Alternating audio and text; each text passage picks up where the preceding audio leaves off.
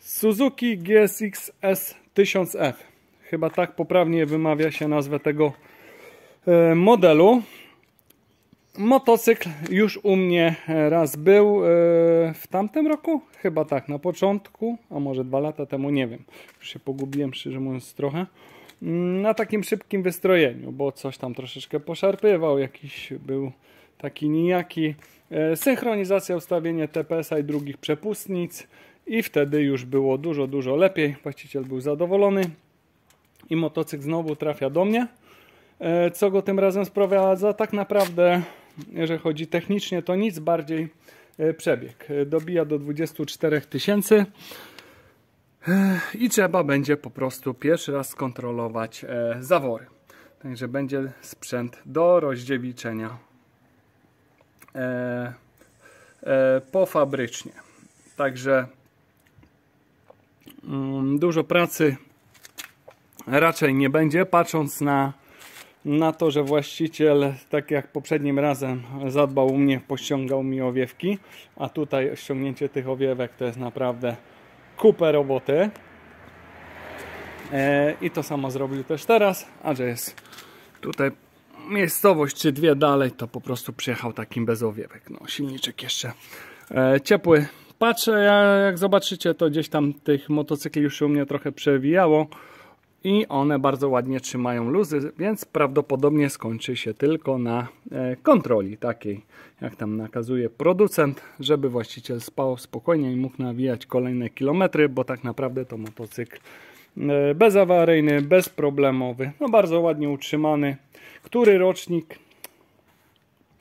Nie przypomniał mi właściciela, naprawdę nie pamiętam, by trzeba było doszukać tego pierwszego odcinka i tam na pewno mówiłem, który to jest rocznik. Także cóż, rozdziewiczamy sprzęta i patrzymy, co tam pod pokrywą słychać. No, obstawiam, że będzie po prostu tylko kontrola i się mocno zdziwię, gdyby coś było do poprawy. Jeżeli chodzi o szelki, to są już zamówione, powinny przyjść może nie jutro, ale chyba pojutrze. Co my dzisiaj mamy? Dzisiaj mamy poniedziałek. Nie, no to przyjdą w granicach czwartku. Także do tej pory sobie porozbieram, pomierzę, ewentualnie wyreguluję zawory, wszystko sobie doczyszczę, przygotuję, a później już będzie ta przyjemniejsza część. I co do synchronizacji, to tak naprawdę mówiąc była robiona niedawno, ale umówiłem się z właścicielem, że jeżeli nie będzie nic do poprawy, to zostawiamy. Jeżeli będzie jakiś zawór do poprawy, no to wtedy wypadałoby tą synchronizację zrobić. No tak to powinno się podejść do tematu. Tak czy siak, no zrzucił owiewki, to ukłon z mojej strony będzie, że sprawdzimy tą synchronizację. Te TPS-y, te drugie przepustnice, to tutaj się nic nie zmienia, czy zawory były robione, czy nie. Natomiast synchronizację, tak czy siak, podepniemy, sprawdzimy, tak żeby było już, powiedzmy, wszystko na gotowo, a właściciel będzie miał tą ciemniejszą część pracy, czyli te cholernie ciężkie do składania owiewki. Naprawdę trzeba się dużo napocić, żeby nic nie połamać, nic nie porysować, nic nie uszkodzić. No, już któryś raz to sobie właściciel ściąga, więc ma wprawę. Ja też już jakąś tam mam, jak wiecie, bo też trochę się tego już narozbierałem. I to będzie tyle. Później sobie już sam właściciel w swoim zakresie wymieni płyn chłodniczy i olej, bo tam się troszkę gdzieś tam mechaniki też i ma, także to już nie są trudne sprawy, a to będzie moja działka. Dobra, wprowadzamy sprzęta na serwis i zaglądamy pod czapkę. No to można by było rzec Suzy rozdziewiczona, bo lubię rozdziewiczać, a kto nie lubi, ręka do góry. Ale tak na poważnie. Słuchajcie, chyba już ktoś ten silnik wcześniej otworzył, rozdziewiczył, ponieważ patrząc na tą masę czy silikon, to nie jest fabryka, bynajmniej tak mi się wydaje. I tu z tej strony też jest dokładnie ta sama historia, także ktoś tu już chyba wcześniej kontrolował te luzy. Całość wygląda tutaj bardzo ładnie. Co do luzów, to też się trochę przeliczyłem, bo w tych sprzętach zazwyczaj kończy się na kontroli. Tu niestety, co prawda jeden luz tylko wypadł, bo jest od 0,20 do 0,30, a jest 0,19, troszeczkę się zacieśnił o setkę poza limit. I dzięki właśnie temu luzowi będzie trzeba niestety zrzucać wałki. Mamy od 0,20 do 0,30, cała reszta trzyma się dzielnie. Ssące od 0,10 do 0,20 również trzymają się dzielnie. Także przez ten jeden luz niestety rzucamy wałki. Miało być tak pięknie, a kończy się jak zawsze. No już zapomniałem, jak to jest tutaj z tymi poupychanymi wiązkami, kablami. No tu brawo dla inżyniera. Powiem tak, taki gość, który to projektuje, powinien raz to osobiście rozebrać i dobrać się do luzów. Sam powinien później to pomierzyć, żeby zobaczył, jak ładnie utrudnia życie później serwisantom. No ale dobra, nie ma co marudzić. Trzeba się nakombinować, jak wyciągnąć tą pokrywę, a później jak ją włożyć, to jest jeszcze większy kosmos. Ale do rzeczy. No cóż, ściągamy mostki, no i podmieniamy ten jeden luz. Ani tu fajnie na znaki patrzeć, ani nic. Paskudnie. No ale całość wygląda bardzo fajnie. No i co? Poprawiamy luzy i luz w sumie jeden i będzie z głowy, także miało być szybko, jak zawsze. A wychodzi oczywiście jak zawsze trochę inaczej. A tu tak trochę off topic, VFR 1200. Przyjechała też tylko na wymianę uszczelniaczy, bo pociekło, a roboty zrobiło się trochę więcej, ponieważ jedna laga ok, druga po rozebraniu mocno wytarty już wytarta panewka, jak widać, plus jakieś dziwne rysy na panewce, także trzeba było domówić panewkę. To już temat zblokowany. I druga sprawa, łożyska główki ramy. Również już lekko się tutaj przycinała kierownica na środku. Po prostu wpadała w taki lekki dołek i bardzo niefajnie się prowadziła. Do tego coś jest jeszcze z zaciskami, być może lekko tylko przybrudzone. Tu jakaś pajęczyna nawet widzę, ponieważ nawet kiepsko przepycha się motocykl, bardzo ciężko. I później jak sobie podniosłem go i zobaczyłem, pokręciłem kołem, to naprawdę są duże opory, na której starczy, której zacisk trzyma. Na razie to chyba umyjemy, zobaczymy co z tego wyjdzie. No, wątpię, żeby tutaj potrzebna była regeneracja, ale czemu te tłoczki nie odbijają, nie wiem. Do sprawdzenia, do skontrolowania, niestety. Także miało być szybko i przyjemnie, a wychodzi jak zawsze. No nie będę czegoś takiego zostawiał, bo później w sezonie to już jest naprawdę nieciekawie. Także jak już robimy i coś znajdę, to robimy od początku do końca. Także miało być w jeden dzień ogarnięte, a motocykl zblokowany na kilka ładnych dni. No i wiadomo, niepotrzebne, no, nieprzewidziane koszty też dochodzą. Trudno się mówi. Dobra, wracamy do sprzętu. Co mi pozostaje? Porzucać, podmienić tą jedną płyteczkę i doczyścić sobie masę. Generalnie sobie tutaj już te powierzchnie przygotować i czekam jeszcze na uszczelki, bo nie ma. Jutro ich nie będzie. Będą najprawdopodobniej pojutrze. Przykładowo zobaczmy sobie, jak wygląda system dopalania spalin po tych 24 000 lekko przykopcony. Także to chyba jest ten przebieg, bynajmniej coś koło tego, bo tutaj nie widać nic takiego, jak wam często pokazuję, że tam naprawdę no już jest sporo tej sadzy, tego nagaru, że praktycznie koloru zazwyczaj to nie widać, wszystko czarne, uwalone po brzegi. Tu jest dosyć przyjemnie, także wszystko do domycia, stare uszczelki i tak dalej. No dobra, trudno, rzucamy mostki i biorę się za regulację. Doszedł komplet potrzebnych uszczelek, także mamy całość do składania pod pokrywę, uszczelki pod śruby, uszczelka główna pod pokrywę, pod kanały świec, pod dopalanie spalin. Wszystko nowe. W międzyczasie doczyszczone powierzchnie, dopalanie spalin, mostki, wszystko. Zresztą chodzi o mosteczek, no to powiem wam, wzorowo tu się to wszystko prezentuje. Przepięknie. Życzę wam, by każdy z was miał tak ładne, w takim ładnym stanie mosteczki. Rewelacja. No bo cóż przy tym przebiegu ma się dziać, słuchajcie. Doczyszczone w międzyczasie też te nieszczęsne powierzchnie, gdzie tam palucha można ledwo co włożyć, ale udało się. Też ważne, żeby wam później ten czyszczony silikon, masa nie wpadły do środka. Trzeba sobie to fajnie, mądrze zabezpieczyć, no bo szkoda, żeby gdzieś to tam później w środku się bełtało. Płytkarz podmieniona, wałki również w bardzo ładnym stanie, nie ma się co czepić. No i co? Składamy powolutku to wszystko, niech sobie do jutra przeschnie i będzie spokój.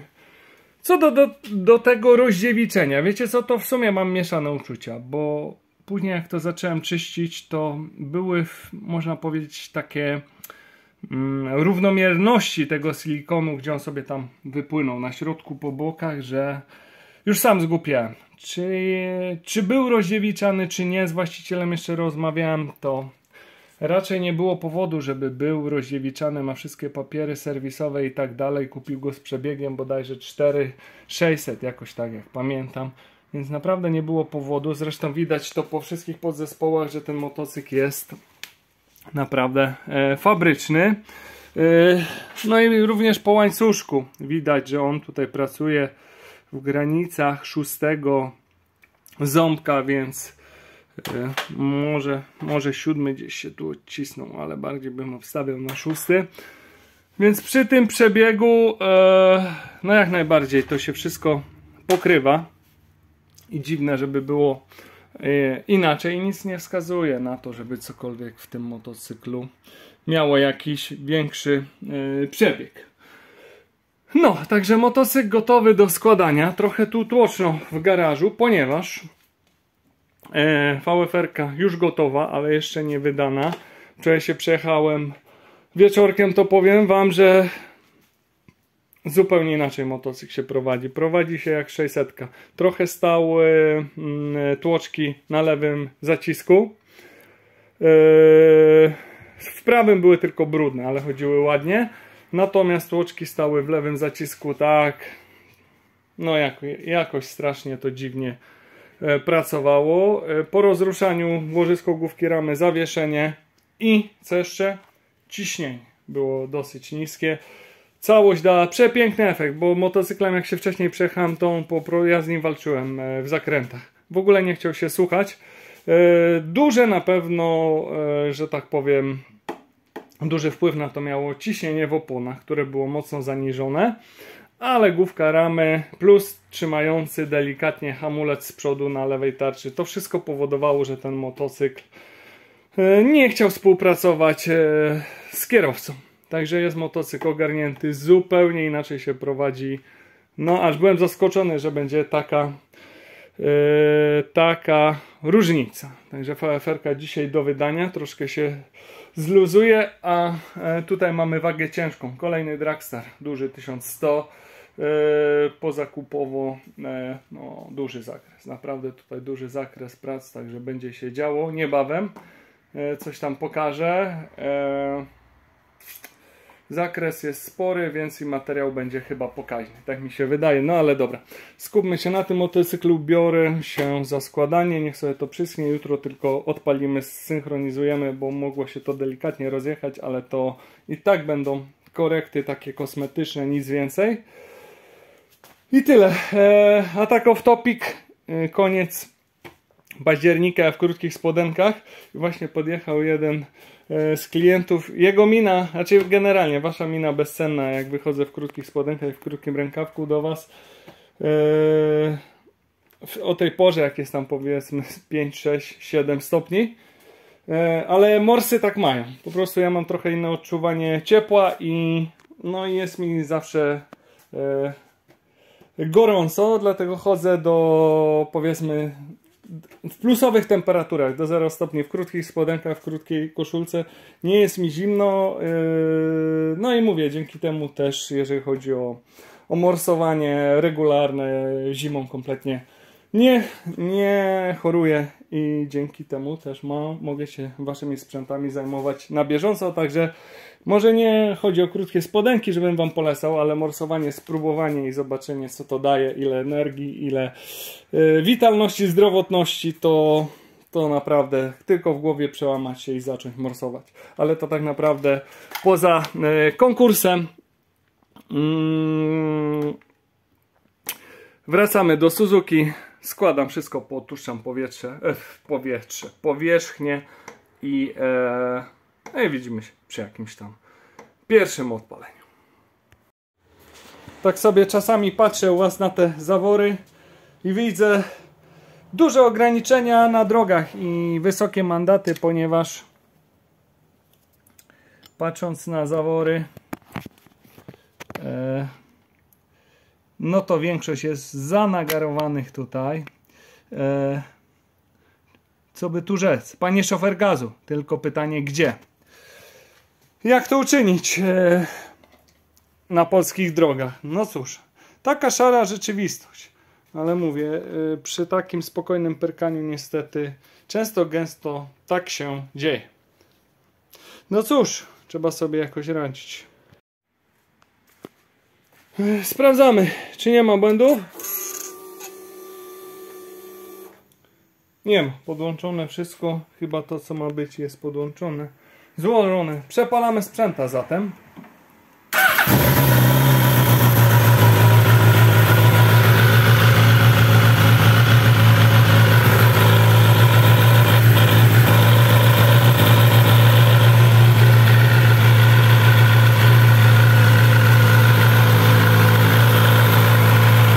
Niech sobie na spokojnie popracuje.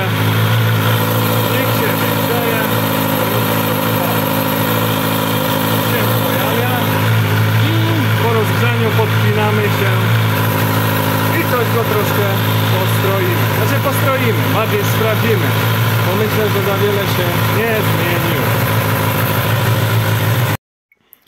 Dobra, wygrzany. No to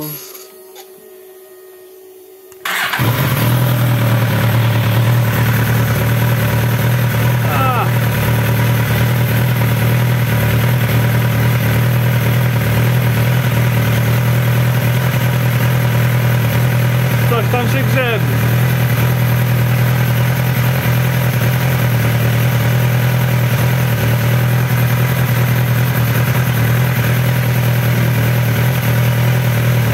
Nie jest źle, ale troszeczkę widać do poprawy jest. I to na tym pierwszym cylindrze, gdzie regulowaliśmy zawór wydechowy. Coś tam zawsze się troszeczkę zmienia, dlatego zawsze mówię, że po regulacji zaworów zawsze powinno się robić cynk. Dobra, trzeba będzie coś tutaj pokręcić. No i pięknie. Nic więcej się z tego wykrzesać nie da. Jest możliwie jak najdokładniej. No, dobra, to tyle. Sprzęcik dopieszczony i kończymy ten. To zobaczmy na TPS po moim ostatnim strojeniu. Czy się coś przestawił, czy zostaje? Idealnie po środku. Gazu. do góry i wracamy manetką. Idealnie po środku. Czyli ustawiony, dobrze służy. Właściciel poprosił, żeby sprawdzić filtr powietrza. Tak naprawdę... O, słomeczka.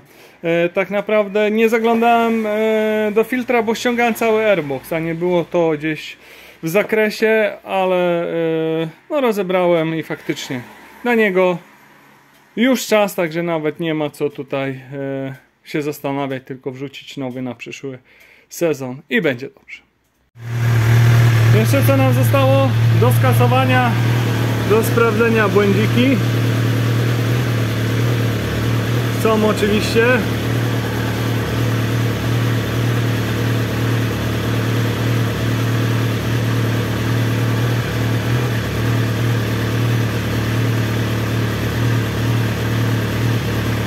I czyściutko.